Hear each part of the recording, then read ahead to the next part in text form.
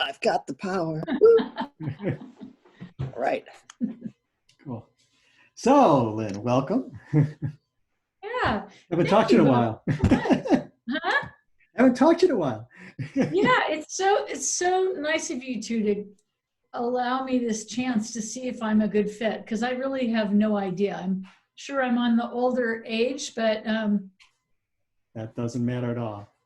Absolutely not. Yeah. And there's no good fit. This is for everybody and anybody. Really. It's, Well, it's funny that last week this advisor of mine in this graduate program said, "Do you do any kind of art practice, anything creative?" And I said, there's something I've been thinking of doing. When I told her about it, she said, "Do it." So that was pretty nice to get my teacher, who could say, "Why aren't you turning in your papers on time?" Her father actually just died of COVID this morning. So my advisor. Oh my God. Yeah. Sorry to hear that.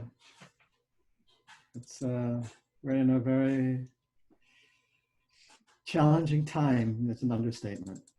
It is just such a confusing time for everyone. I mean, my background, I'm a nurse, and I'm confused. I mean, obviously it's the different streams of information from, different sources and political viewpoints, things like that. But I can't imagine not being able to decide for myself, like having a basis of that doesn't make sense. I'm not going to do that because it doesn't make sense medically. We're hearing, don't worry about it. We're going to start opening up to, this is the worst thing that China's ever done to the world economy, and it's killing people. And I mean, it's just all over the place. Yeah, I mean, the truth is, we knew there was a pandemic coming. A lot of people, the Pentagon knew about it, lots of other people as well. So I heard somewhere actually the urge to open up is actually basically the purpose of that is so that the states don't have to pay unemployment. Because if the states are open, then legally you can work. And if you refuse to go to work. Yeah, if I want to hear the purpose. Pardon? I think we're losing you. Your screen froze. I couldn't hear what you said. Sorry. Oh, is my screen freezing? It might be on your end. Yours was freezing up for us a little bit. It is? Okay, maybe I can switch. I have two networks, so maybe I can switch to the other one. Because I want to hear what you're saying.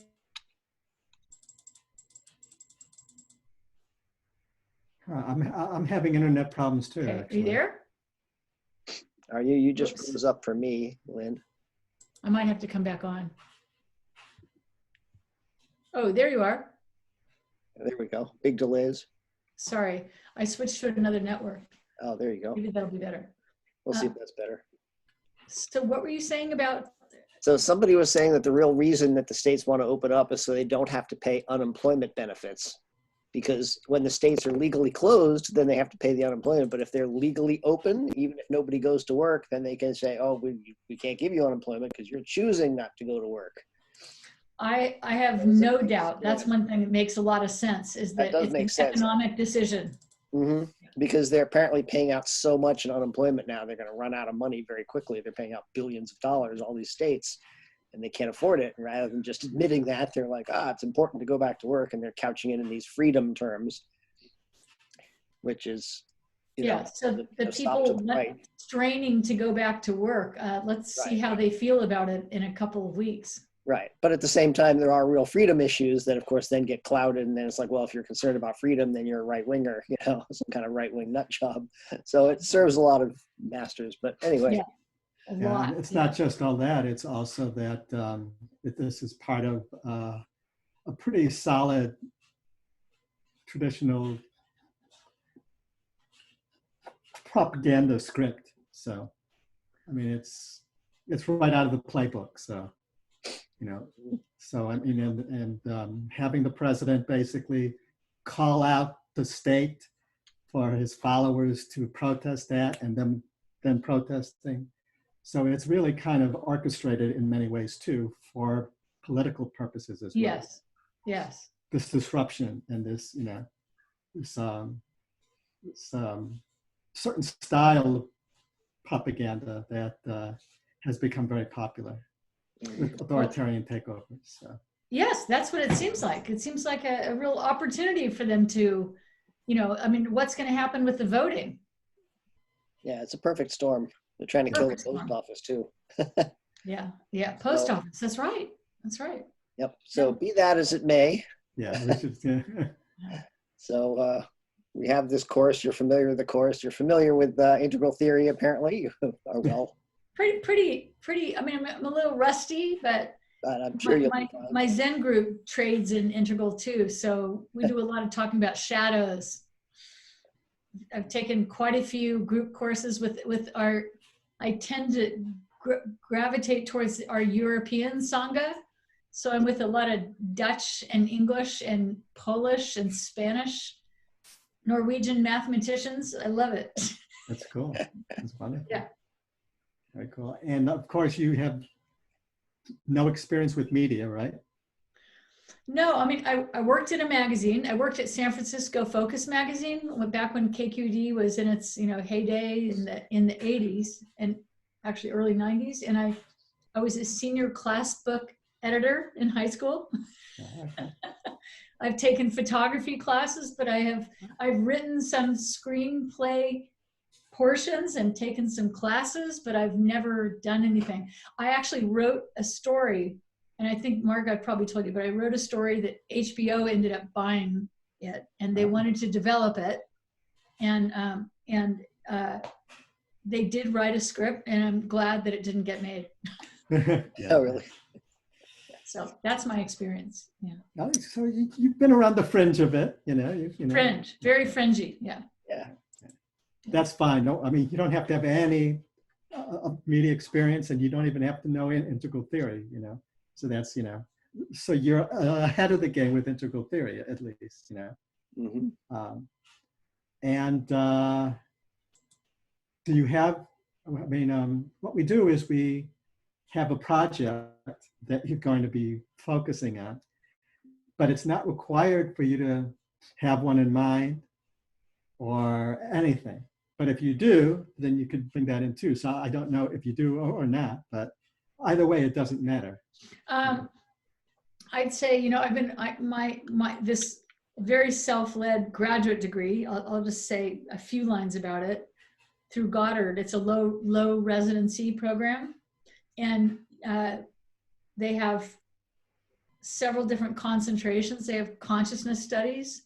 And that guy is really great. He was my first advisor, a philosopher from Montreal. He's really quite intriguing. Then they have somebody who is embodiment studies, health arts and sciences, and transformative language arts. So it's a really interesting, they're trying to hold all that together and people just do what they want. So I started in it thinking that I wanted to write an unusual, what do you call it? Memoir, like a nonfiction, like creative nonfiction.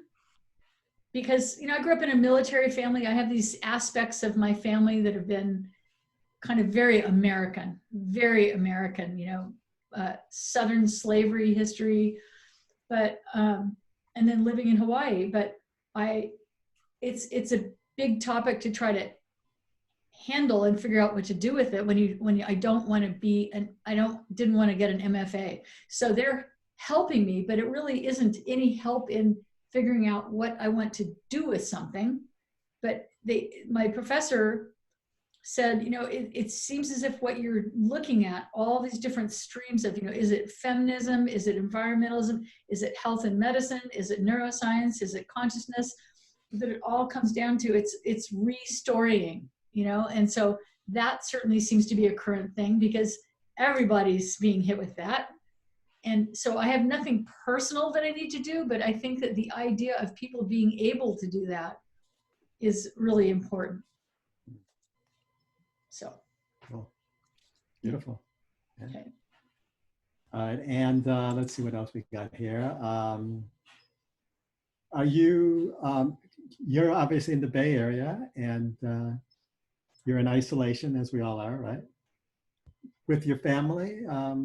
I have my husband here, and we live in a two big house because our daughters were both home with the flu over the holidays, but not COVID, I guess. But they're at a distance. One in Colorado and one in on San Juan Island in Washington State. Okay. Yeah. Well, if you want, you could include your husband in the process as well. So, That's cool. so, He's my tech consultant, so that might be a good idea. Although he's very rebellious about Apple products. He's an engineer with a PC, He's one of those guys.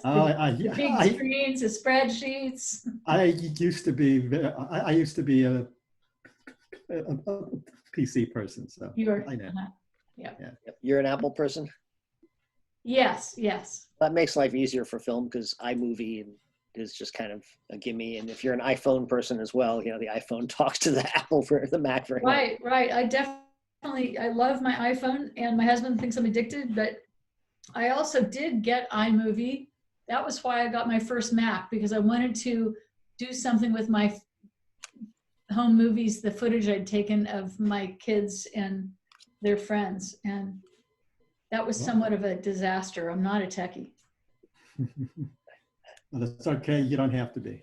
Actually, the problem was that the video cameras, that was the problem. Starting, I didn't realize the sound was screwed up on one of the machines for a couple of years, that kind of thing. So, well, with the iPhone, it makes it much easier. So much easier. Yeah. Yes. Oh, yeah. It gets the technology out of the way, actually. So that's really kind of nice. It does. So when you say that's an integrative, it does seem that. Yeah. Mm-hmm. Yeah. Mm-hmm. So what would you say what do you want to learn here? Do you have any kind of ideas, like what you might want to learn? I'd like to know what other people are thinking. I'd like to know what draws other people to this class, and what my teachers would be thinking are possibilities. I have an Instagram account, and I've only posted 5 things on it, in a year and a half. And the first time I ever posted anything on Facebook, which was the only time I ever posted anything, was probably 10 years ago. And I got so freaked out by the people commenting on it that I took the picture down within an hour. And that was it. So I'm one of those lurkers, but I'm on Zoom, I'm fine. There's something about like the permanence of posting something that I think I felt a little bit like I wanted to tread carefully. Yeah. Probably a good instinct. Yeah. But we're from a different generation. Young people are just like, that's just a method of creating a mesh network of communication. Oh yeah. My 30-year-old daughter drove across country, spent 4 months last fall documenting her travels, and she is a different generation. She was dancing naked in the sunlight in Utah by herself, putting it online. Oh yeah, that's the younger generation, man. It's just second nature for them to just share everything. Yeah. So would you say, are you aware of any kind of learning edges for you, like where you might want to push beyond certain boundaries that you... Courage, I'd say. Courage and clarity.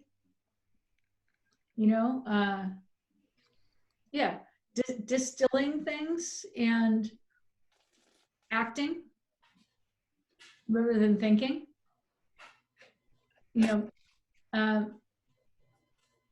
I'd say that's a little bit of it. Do you have any questions for us?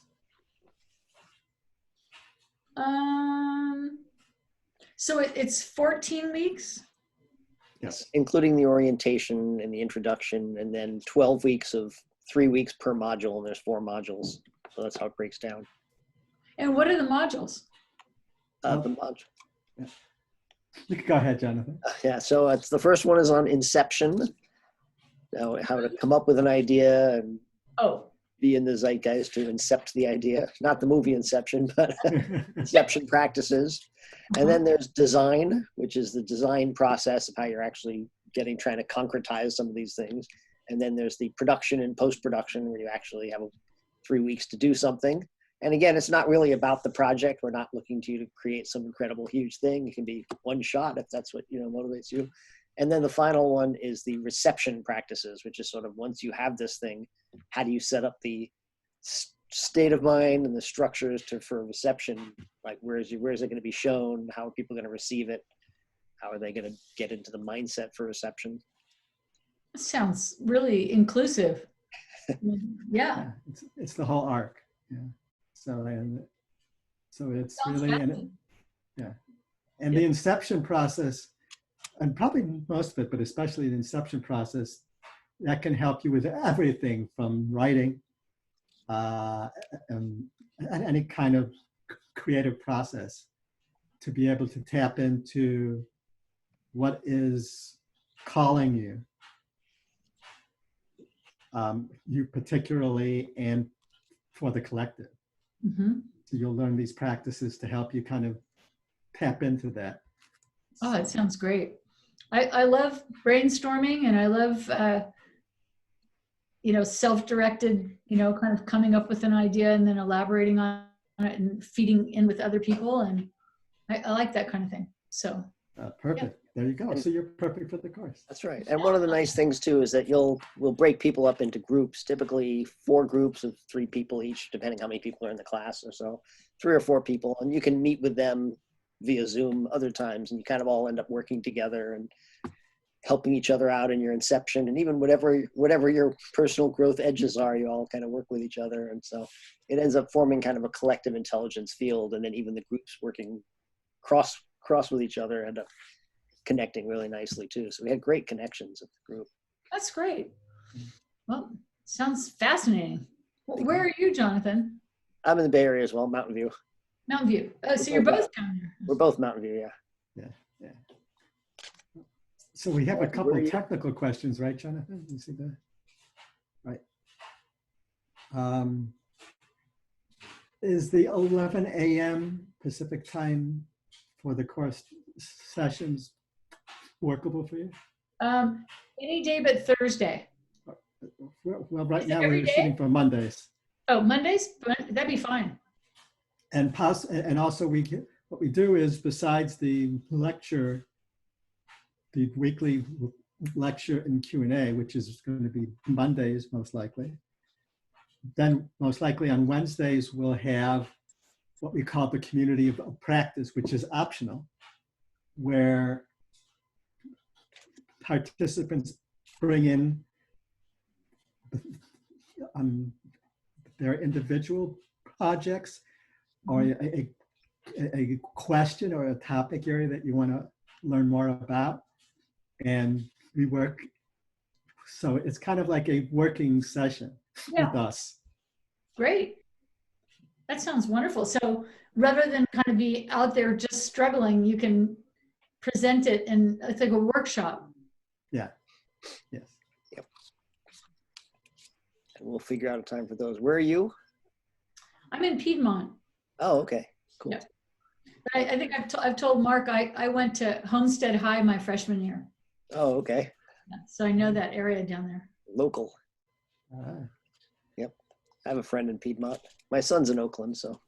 Oh, who's your friend in Piedmont? You probably don't know him. Sam Levy is his name.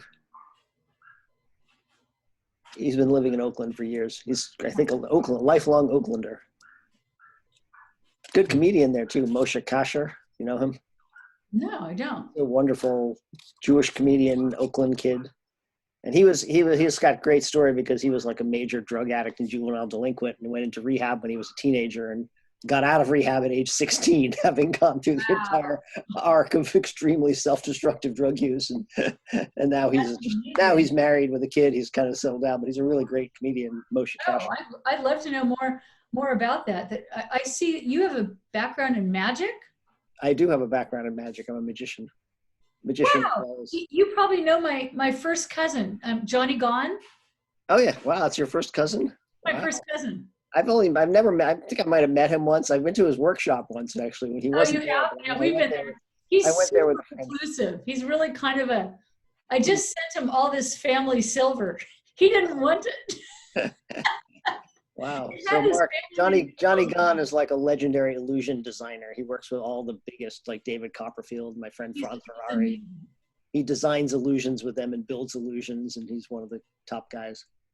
And restores old automatons too. I've seen him perform at the Magic Castle. He did the Devadlo, which is the. We went to the Magic Castle with him. Yeah. Oh yeah, yeah. I used to work at the castle a lot. I used to do close did? there. Yeah. Huh. I was living in LA. I used to go 3 times a week to the castle, and I worked the close-up. Wow. So, That's really cool.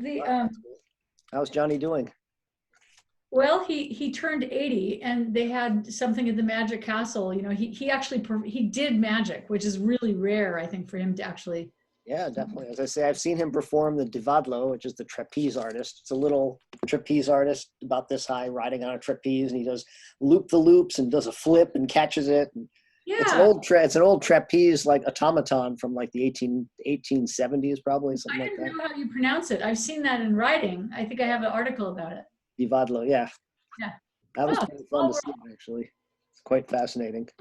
Yeah, I've spent a fair amount of time with him over the years, but I spend time thinking about him, like, why do men get to be so idiosyncratic, and like, and women are like, you know, you're the one organizing the dinner party. It's like, wait, I'm envious of that guy. Well, hopefully that'll change over time. Here you go, just for you. There's my magic background. Look at all your backgrounds there. That's my magic background. That's great. A lot of different magicians. He told us great stories about Justin Bieber. Like, he was designing a flying chair for Justin Bieber. Oh, okay. And he said that Justin had Johnny's partner was a tailor at Disneyland. It's pretty interesting connection for him, you know, that her father was a tailor, did costumes, and so she was. And so when they asked for Justin Bieber's measurements, she looked at this and she said, "That's not right. He's smaller than that. You know, he's a small guy." And so they went back to him and asked, but you know, it was like negotiations. Like, what are your real? It's important. A flying chair has I have a 42-inch chest and a 12-inch waist. Yeah. So they ended up getting together with him, and he had his Israeli, his bodyguards. They were all on, what do they call this? The bench press. No, the things that glide. I haven't heard that. Segways. Yeah, they were on segways. Yeah. That's funny. Yep. Yeah, Johnny did all the illusions for my friend Franz Ferrari, who's a huge international illusionist who does massive shows. In fact, originally Franz started out doing illusions for the Jacksons Victory Tour when he was like 21. Yeah, and Johnny, I think he did Michael Jackson fly ones. Who, Johnny? Yeah. Yeah, that was probably with Franz, because Franz was doing all the illusions for those guys. What a small world. Right. Yeah, a ton of those rock and roll musicians. Anyone who wanted to do an illusion on stage called Franz, and Franz got Johnny to build it, I'm sure. Wow. Anyway, yeah, that was fun. That's cool. Yeah. Well, you should tell us when you perform sometime. My husband and I we like magic and we like comedies. Yeah, cool. I'll let you know we do a show every 3 months and now Fremont, the Magic Garage, but not right now, of course. Hold. Yeah, we've got a huge show coming up this Friday. Why don't you come? Be about 500 people packed into a small room. The magic bathroom. That's right. I like that. The magic festering virus room. Yeah. So, all right, well, we have one more question, a technical one for the suggested donation. Is that something that feels like something you could do or not do? Yeah, definitely. Okay. Cool. Yeah, I think it's 350 pounds, which is like $430, something like that. Okay. That's fine. Cool. So is the platforms in England? Is that why it's in pounds? Yeah. Yeah. Well, the campus is in England. Campus Co-Evolved. There So- actually is a campus. Interesting. Well, no, there's not an actual campus. It's just George Poor and his wife who founded it are in Brighton. So, so they're in Brighton, and some of the people who are involved with it are in the UK. We'll have people from the UK too. I've spoken Oh, to that's great. one or a couple of them we have from the UK. Yeah, so for the last cohort, we had people from Asia and South Africa and Europe, all over Europe. And, Mhm. We had 4 continents represented. That's wonderful. That's great. so we'll see what we get this time. Yep. I talked to another guy from Brighton actually earlier. So Wonderful. it should be fun. Sounds good. Yeah, there you We're go. good. So, well, actually, I have a question for you, either of you. So what did people do? I mean, are you going to talk about that at the first class? I mean, what came out of the last cohort since you've done it once? In terms of the type of projects people did? Yeah.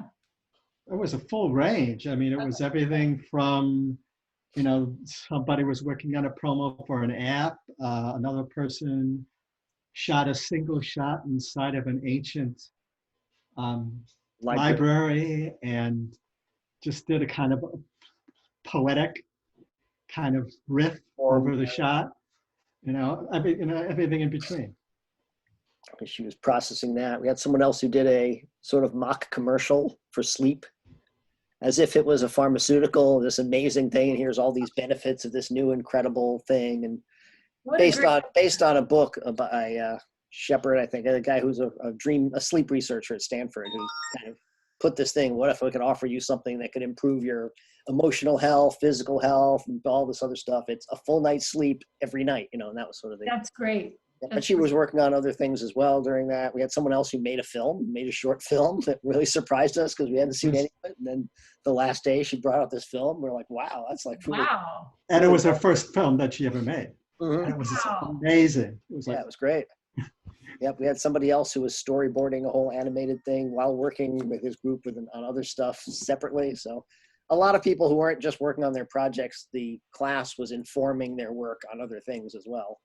Huh. So depending where they were, we had someone at the Presencing Institute, which is Theory U, which is kind of related to integral theory. And she was kind of through the whole thing, was just getting her mind blown. That was Rachel, actually, the one who I think I sent you the testimonial from her. Oh, yeah. The 4 C's connection, collective. That's fascinating. Content and container. Yeah, so it was kind of a wide range of different things people did. It was fun. It's pretty cool. So yeah. Very cool. I'm sure we'll have an interesting group this time. At least the people I've talked to so far seem cool. I would say that if there's any kind of at times I've thought that this I started off about 6 or 7 years ago with this Zen group that's kind of renegade. I mean, they're international and they're kind of renegade-y guys. Grew out of a men's group kind of a thing, and integral kind of spliced in, but they did this thing called the Mondo process. It's like it's a series of questions that kind of blows people's minds, like where their problems are coming from, kind of thing. So that kind of like koans fascinate me, and shadows fascinate me. Something about just teasing people's minds a little bit about where do you think your thoughts come from. I mean, I have no idea how that could ever happen, but Hey. It's an interesting one to me because it really helped me. I had just come through, my sister had just died in a very unusual hard situation with a lot of treachery in her marriage and all kinds of things like that, and I was pretty wound up, and doing this with a Zen priest was, just having him kind of talk about the senses and where, how do you respond to your senses? And, it's a little bit like Byron Katie's work, are you familiar with her? Yeah, it's a little bit like that, kind of pulling the rug out from underneath your thoughts. So. That'd be cool to play with. Yeah. And totally possible. So. Maybe so. Okay. Yeah. A little Cohen exploration. Yeah. Yeah. Yeah. Beautiful. Cool. So All right. Well, we should start with the orientation on Monday. So, okay. Well, wonderful. So how do is there a link to paying, or what do I do? Yeah, I think there's an admissions, and I don't know if you've applied for the course already or not, or. Yeah, I did. I'm trying to think of what follow-up I got after I sent it in. I'll look. Okay, I can make sure Samira follows up with you as well. There's that woman too who reached out to me. I could reach out to her. Okay. Probably Samira. Okay.